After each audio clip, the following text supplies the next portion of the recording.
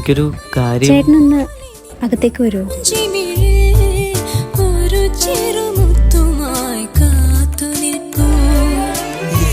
ആഗ്രഹിച്ച് പറയാൻ വന്നത് എൻ്റെ ഈ അവസ്ഥ കണ്ടപ്പോൾ പറയാൻ പറ്റണില്ലല്ലേ?